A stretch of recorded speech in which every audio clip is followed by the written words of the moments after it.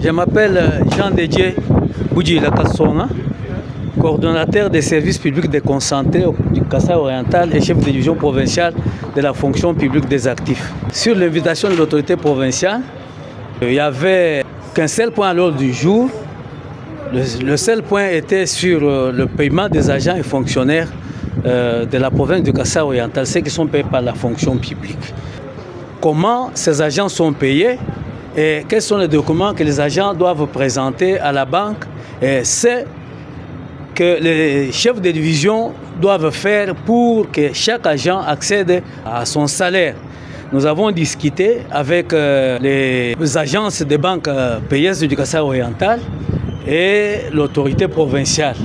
Nous avons trouvé qu'il y a de ces agents-là qui n'accèdent pas à leur salaire parce que leurs noms ont été mal orthographiés sur les listings de paie. Et d'autres, il y a là où on a ajouté des noms, dont des prénoms sur les cartes d'identité et que sur les listings de paie, il n'y a pas de prénom. À la banque ne paye pas. Et c'est là dont on a repris un autre numéro matricule qui n'est pas le sien. Alors parce que chaque agent a un numéro matricule. Ce numéro matricule-là se trouve sur l'arrêté de passage sous statut, signé par le ministre de la fonction publique. Mais il y a de ces agents-là qui sont payés avec un autre numéro matricule. Alors un numéro matricule erroné. Tout ça, ce sont des problèmes qui poussent aux banques payeuses de ne plus payer les agents. C'était ça que l'autorité provinciale jugeait bon de nous appeler les banques payeuses pour que nous puissions discuter à ce que nos frères-là aient l'accès à leur salaire. Pour le problème d'un seul nom, un seul numéro matricule ayant plusieurs agents, ça ne date pas d'aujourd'hui. Ça date de longtemps. Si vous passez à mon bureau, je vais vous montrer 60 dossiers des agents qui disent que moi, c'est ça mon numéro matricule, c'est mon nom, mais j'ai trouvé que le chef de division l'a attribué à quelqu'un d'autre.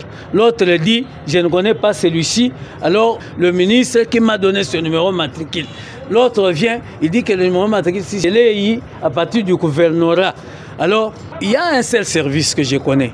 Là où il y a plusieurs conflits de numéros matricules, alors un numéro matricule attribué à 2 ou 3 agents, alors de même service. Alors un service là que je me taire et je ne peux pas citer sur la voie des zones.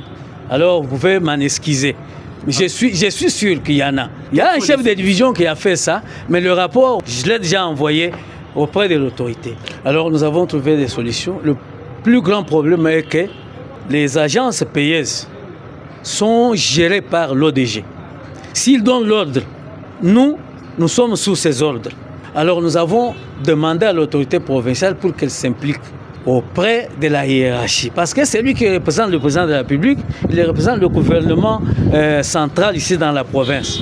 Il peut aller voir le ministre des Finances parce que l'ODG est un agent du ministère des Finances. Il dépend directement du ministre des Finances. Donc si l'autorité provinciale s'implique en allant voir le ministre des Finances, comme ça, auprès du ministre des Finances, elle peut lui demander à ce que l'ODG retourne le pouvoir de traiter les dossiers des agents ayant les numéros matricules erronés et ayant les noms mal orthographiés sur les listings et dans les arrêtés signés par le ministre de la fonction publique. Dès qu'on nous remet le pouvoir, parce que nous avons une commission provinciale ici dans la province, dont on a ravi le pouvoir par l'ODG.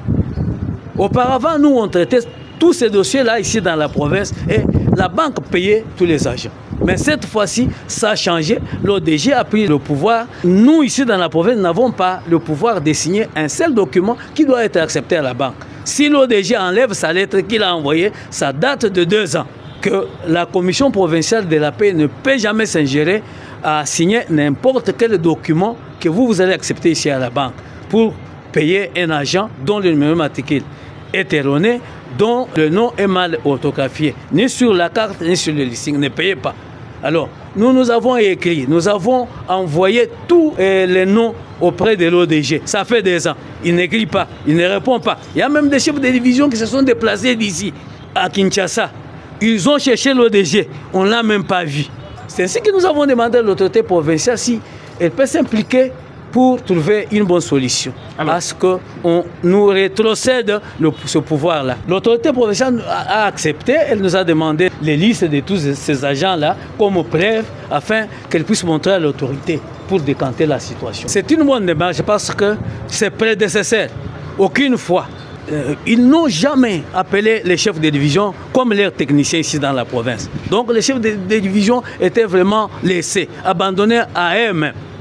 Mais l'autorité provinciale a pris une bonne décision. Chaque fois que nous sommes ses techniciens, nous sommes ses premiers conseillers. Avant les conseillers qu'il a nommés lui-même, nous on nous a nommés par la hiérarchie pour que nous travaillions avec elle.